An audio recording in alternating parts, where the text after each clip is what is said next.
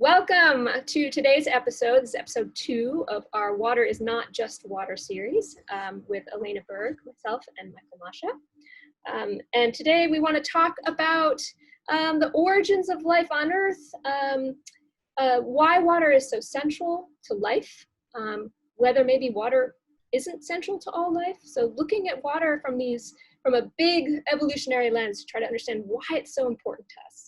The first thing we want to look into is where is water actually coming from, right? We're so used to it. We are the blue planet. Water is everywhere. We're so connected with water. But we want to explore a little bit where water is actually coming from.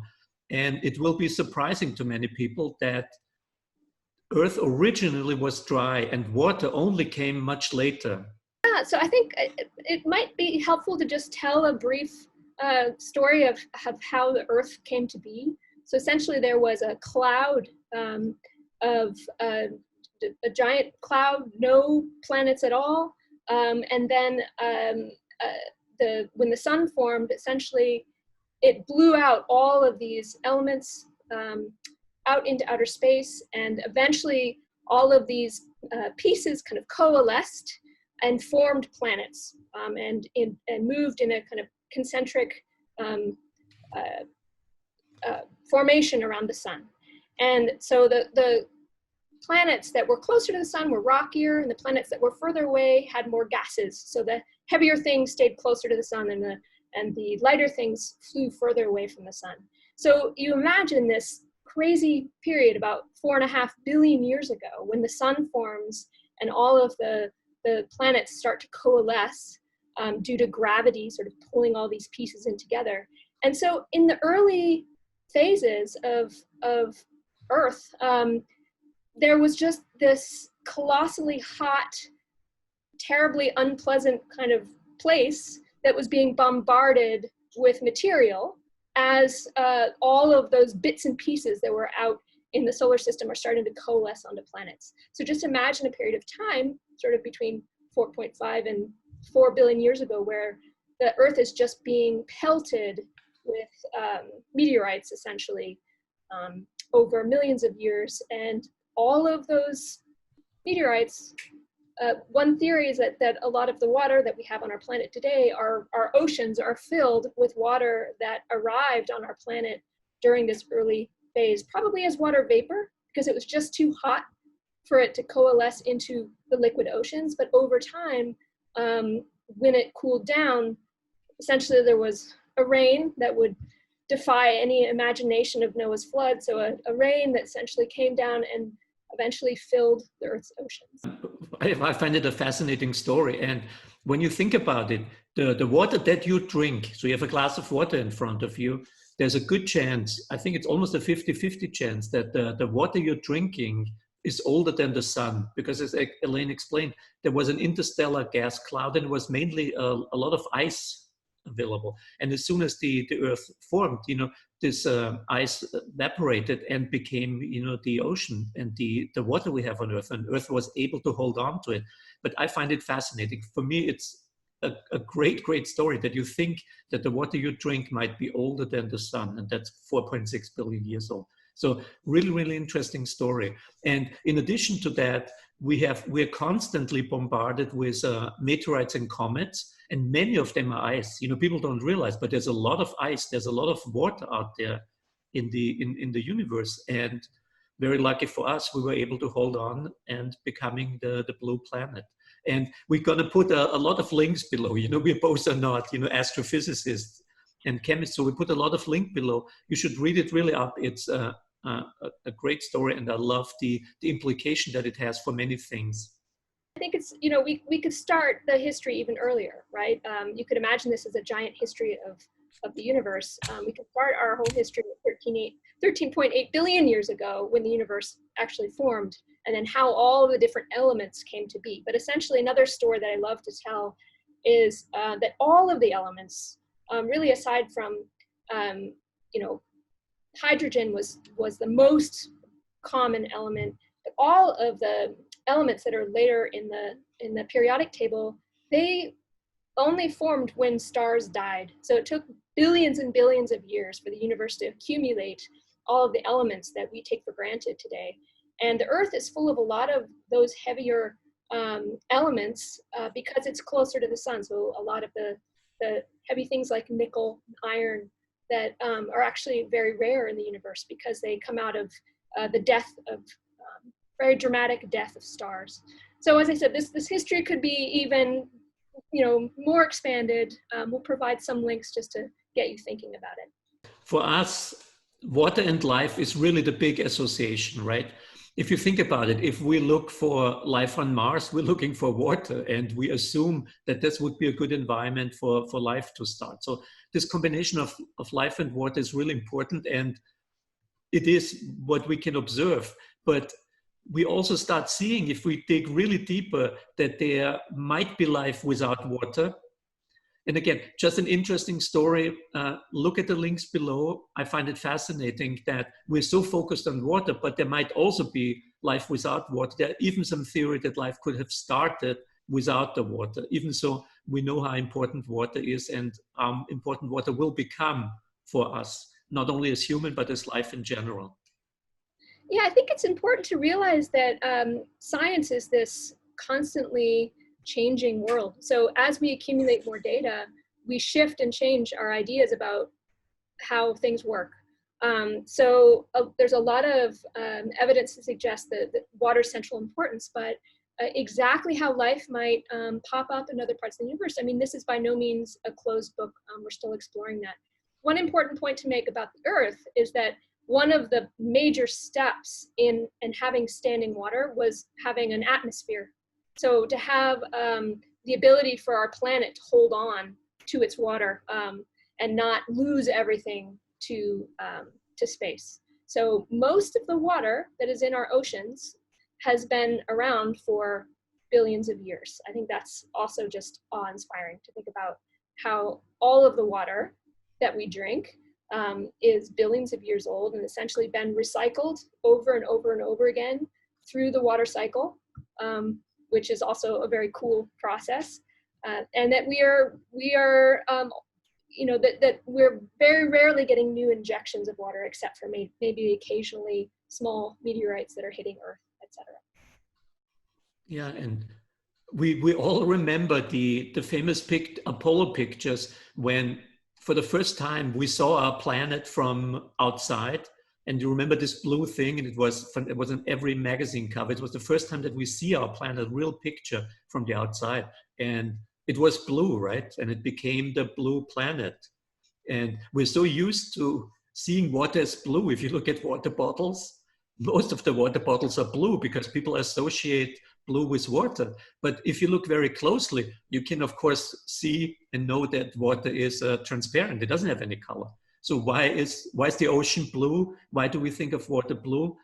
We will talk a little bit later how water absorbs anything, but it also absorbs most of the colors in the spectrum and only throws back a very short spectrum in blue. And this is when we look at water and the ocean and the large bodies of water. All the other white light contains the whole spectrum, and the reflection from the water allows only the blue spectrum to escape. All the other spectrum, all the other colors are absorbed in the water. So again, great story. Why is water blue? So what is so special about water? Why has it been such an important force? Why is it that when astronomers go out looking for life in the universe, life in outer space, they look for evidence of water? So you'll recall looking for evidence of water on Mars, trying to find ways that we could tell whether or not water might have existed in some places, etc. So part of the reason why water is so central to life is that it attracts all kinds of different elements. So it's been referred to as the universal solvent, in the sense that if there's water, it will attract whatever's around. There's a wonderful book by Charles Fishman. I have it here, The Big Thirst. That'll be in our list of links as well. But he has a whole section on his focus is looking at drinking water and the future of drinking water on our planet. And one of his points that he makes is with, for example, an IBM facility the most important thing to have is ultra, ultra pure water, because water will attract whatever's around it. And if it doesn't have all of those things already around it, it will suck out all of the things that might be on a microchip that would affect how our computer works, etc. So the idea that water is this wonderful space, wonderful medium where different kinds of elements can combine and move around each other in interesting ways.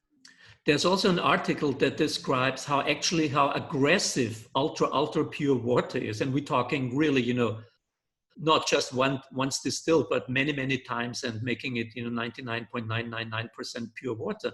And the idea is, if you would forget a wrench or some other metal tool in this water, the water would be so aggressive, it would actually dissolve the metal into the water. So it's a very, very aggressive medium.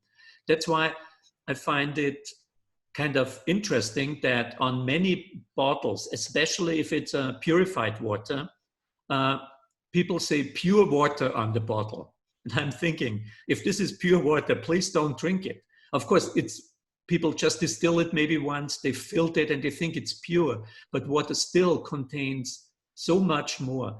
If you would drink really ultra purified water, it would be actually very bad for us. It would touch your gum and it would immediately start leaching out minerals. Drinking a larger amount of it, it would probably completely deplete you of many of the essential minerals. And I would assume you would probably die of it. We have seen this not with pure water, but we have seen this with people that drink an excessive amount of waters, really trying to drink as much water as possible. Even that depletes your body. And there's a very unfortunate case in California where a person actually died by drinking for a TV show or for a radio show too much water. So there's no pure water, and water should be consumed in moderation. It's a universal solvent. It solves everything. Yeah, I think that's exactly right. That not everybody thinks about the fact that distilled water, right, which you think of as the purest form of water, because all of the minerals that normally are found in water have been filtered out. And in fact, if you go to the store and you get distilled water, that's one layer of filtering out. What the computer manufacturing, sort of chip manufacturing plants use has been filtered many times to remove even the tiniest things. But that's exactly right, that if you drink that, not only does it taste terrible, so I've heard, I haven't had any distilled water lately, not only does it taste terrible, which is sort of interesting in of itself, like what is it about our palate, about our taste buds that allows us to detect the absence of things, but it is bad for you because it essentially takes all those minerals out of your body. So there's an interesting balance between not enough minerals, and one could argue too many minerals, right? If you end up with something, you can't drink ocean water as it is, right? You have to process ocean water through reverse osmosis, basically, in order to get clean water from that. So we can't drink salts at that level in our water, but we need something kind of a balance between those two. We have a very narrow spectrum. So no minerals or very little minerals is not so good for you. And of course, too many minerals is also not so good for you. Ocean water, for example, has a TDS, total dissolved solids, or the total amount of minerals in the water of about, 35,000. And rainwater has probably a TDS of about 5. So, and we have some of the waters that have a TDS of about, 2,000 to 3,000. So our spectrum is something from, 5 to 3,000. Everything below and everything above is not really fit for human consumption in larger quantities. But yeah, I also want to go back to one thing Elaine was saying is the water cycle. And many times, if I tell people I'm a water sommelier, talk about water, the first thing is people say, oh, very soon we will run out of water. And I tell people, don't worry, we will never run out of water because we have a water cycle. So it's basically a closed systems. Elaine was saying there's a little bit is escaping from that. It's going into the earth mantle and being destroyed. But very fortunate, we're also getting a little bit of influx from outer space, from the comets and from the ice we talked about. So it's a fairly closed system. And what's happening is the waters in the ocean, it evaporates, goes to the sky, it condensates and falls as rain again. And this is a constant cycle. I think I've read that it takes about 4,000 years to completely recycle all the water around the Earth. And so the good thing is we will never run out of water. The thing we need to consider is, can we drink the water that is still remains here on the planet? Yeah, I think one of the points that, again, I'm referring to Charles Fishman's book, Thinking About the Big Thirst. One of the points that he makes that I really appreciate is that water problems are local problems. So you can't, if you're having a drought in California, someone in Germany can't, lower their water usage and affect in any way the problems that the Californians are facing. So it's the water cycle is ongoing, but climate change is changing the amount of rain in particular locations, right? In some locations, they're getting more, they're getting less. Our activities on this planet are affecting the quality of the water, the resources that we have access to. So it's not that that water is disappearing, it's just that we're altering the way in which it goes through its cycle, and different parts of the world are being affected in different ways. And so to solve water crises, we need to think locally about the problems that are specific to a community.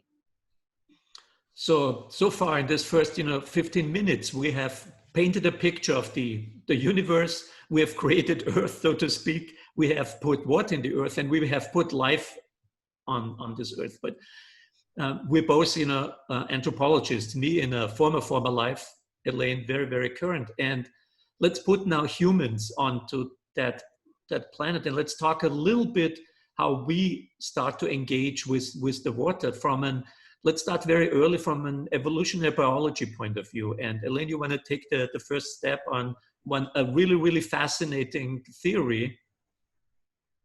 Sure. So, I think that it goes without saying that it's not at all controversial to say that humans have a really close relationship with water, a complicated relationship with water, right? Like, we need water to drink. So we are 70% water. Our bodies are mostly made up of water.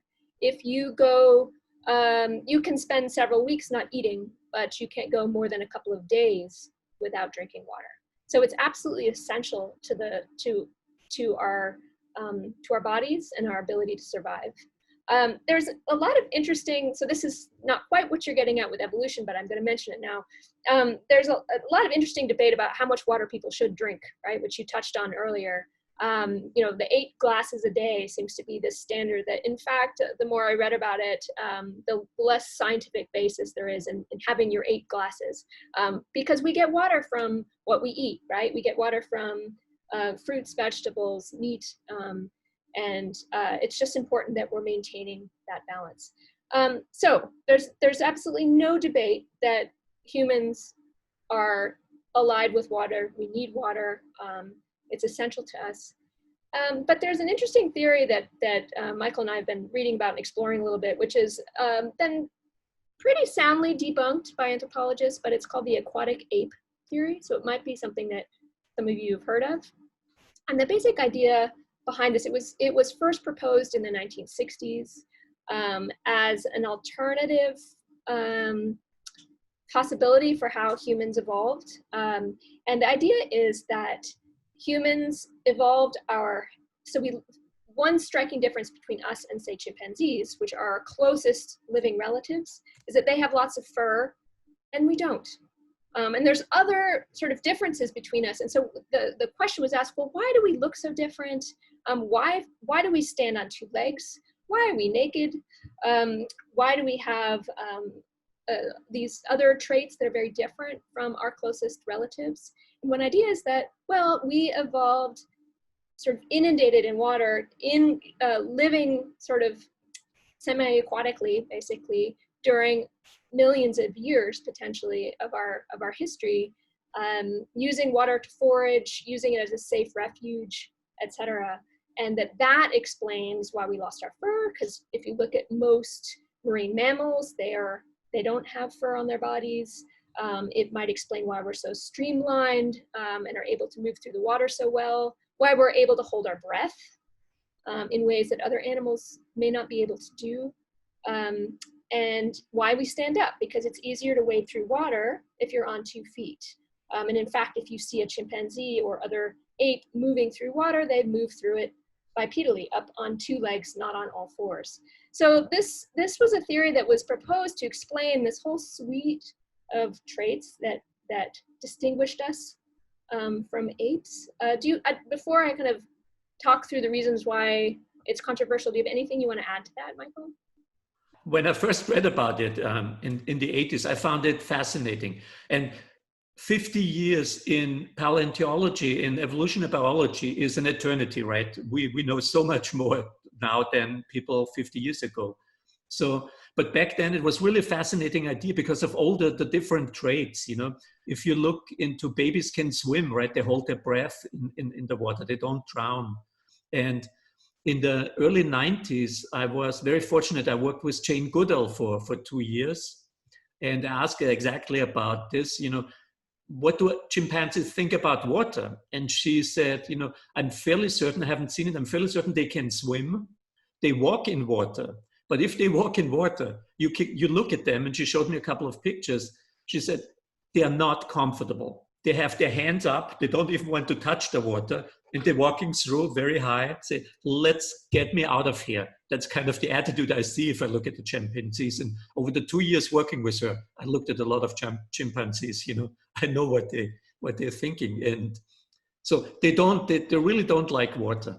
And then I was contrasting this with humans going to the ocean. Imagine we go to the beach. The first thing is we put on our swim trunks or get rid of our clothes at all, and we run into the water. We run a couple of steps, then we dive in. So I find this fascinating that even though we had a common ancestor 5 million years ago, we went totally different routes, how we engage with water. I also find it fascinating that if you look at real estate, you think, what has real estate to do with this? But if you look at real estate, which one is the valuable real estate? It's the waterfront properties. It's the oceanfront in California, in Malibu. It costs $10 million across the street, and it costs $500,000 behind it because you don't have the waterfront anymore. So all those kind of things is exactly what Elaine's saying. So I don't think we went through an aquatic phase like the aquatic ape theory suggests, but there is a deep connection between us and the water. We love water, we enjoy waters, and our primates don't do that at all. Yeah, I agree with what you say, that the closeness we have with water and how we value proximity to water. Though I would say with rising sea levels, there may be some readjustment of how we value our seaside properties. But the bottom line with this theory, there actually are a number of people who still are very strong proponents of it. So it has a following still. But one of the main issues with it is that all of those traits that we can attribute to a life in the water are also useful on land.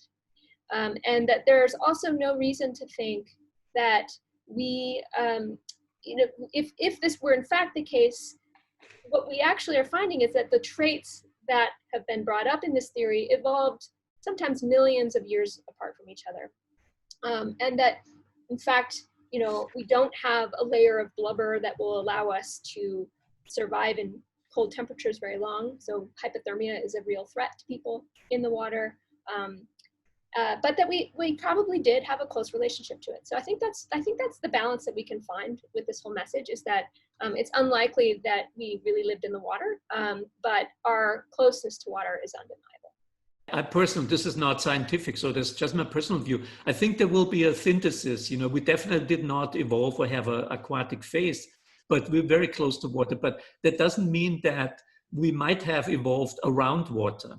You know, a couple of things that just if you look. So let me put you into outer space. We start in outer space. Let's put in outer space, and there's an alien. And an alien comes to Earth, and it happens to be Florida, let's say 4th of July. and he looks at the beach, and the beaches are crowded with people, and they're all sitting there under an umbrella and looking at the water. And I would be curious to know, what is this alien thinking? Why are all these humans, why are all these Homo sapiens sitting on the beach looking at the water? I think because they're comfortable next to the water. And I think it was Richard Dawkins that once said that emotions are the executors of our genes. So something tells me that we have a very positive emotion around the water. And I would like to know, and hopefully there will be further researches, why do we feel so close to water? Are there genes that telling us you feel comfortable here? And I'm also always fascinated by, you go to the beach, the first thing people do is they take out a bag and start collecting shells from the beach. They pick up shells and put it in a bag. So does this mean something for how we evolved around water? I find that really fascinating. So it's a debunked theory, but there is something there that makes me curious, and I think shows us nicely how close are we related with water. Yeah, I think just to weigh in with the other side of this too, I actually spent the first 10 years of my life pretty afraid of water. So I think there's also a healthy fear that people have around water, because water, water it's a source of all life, but it can also snuff us out pretty quickly, right? So we have a relationship to it that we can't breathe underwater, right? There are people who can learn to dive and hold their breath for long periods of time. Babies, actually, you couldn't drop them in the water and have them swim to the edge, right? They don't have the musculature to keep their heads above the water, but they do have the ability to hold, to not breathe in underwater for short periods of time. So I think that relationship is really clear, but the idea that there are people who get terribly seasick, there are people who are afraid to be in the water, who don't want to learn to swim.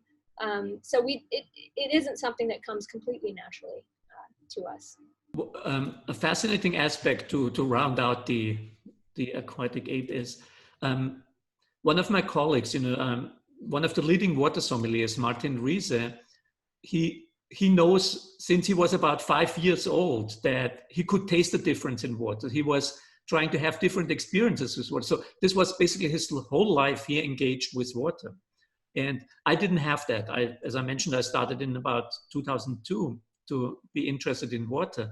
But in preparation for this episode here, I realized, and it was funny you mentioned it now, Elaine was afraid of water. I always loved water. I loved diving, swimming, snorkeling, and fishing. So my life was always evolved around water and the pleasure that water gives you, not the drinking part, but the being in the water part. And I lived for 3 years on a remote island in Fiji for my PhD thesis. And after the end of 3 years, we made a documentary about the life, the daily ordinary life of people there. And only if I look back right now, I noticed how much probably the thinking about the theory influenced me, because a significant part of the movie actually plays underwater. So you see how people work on the land, but you also see how people work in the water and underwater. And again, this was the 80s, so it was very difficult to do underwater photography. But I thought it was very important to see that the people are not only comfortable on land, but also comfortable underwater. And maybe we put a couple of clips down here because they're really amazing. You can see people have the same attitude towards the land in the water. There's no difference in which of the environments they behave in. That might be a very nice, kind of ending of the aquatic ape theory here, showing you how Homo sapiens really, really enjoy the water. Yes, and I think there are compromises that people have made, as I said, with this theory, where you don't have to buy into having all of these different features evolved in the context of really living in the water. But there are another number of notable anthropologists who have suggested that we have been fishing and using the resources in water for millions of years, and that's been an important source of nutrition for us and safety potentially, although it can also be a dangerous place, right? If you imagine crocodiles in the water, it's not always the safest place to be when you're trying to run away from danger. So we certainly have a complex relationship with water. I think we talked a lot about the aquatic ape theory. We, put water on the planet. I think we were very successful. We have now a planet and we have people on the planet. And in the next show, we will talk a little bit about our history with water. We go a little bit more into detail, and we'll let our inner anthropologists out and see how we engage with water. Yes, this sounds great. I think we're also going to, in future episodes, talk a little bit more about what flavors people can taste, what kinds of waters, what kind of taste profiles seem to be popular in different parts of the world. We'll talk about how carbonation and different kinds of minerals can affect taste. I might bring in some taste test studies that I've been reading about that look at what most people prefer, which have been used by a lot of municipal water districts to try to cater or try to work with their local water supplies to fit people's taste profile. So it's a fascinating world of kind of water is not just water, right? That there are all these different ways that we can enjoy it and experience it. Absolutely, absolutely. Water is not just water, and we are just 2 episodes into our 12 episodes, so there will be much, much more. Thank you, Elena. Good talking to you. Thank you, Michael. Goodbye.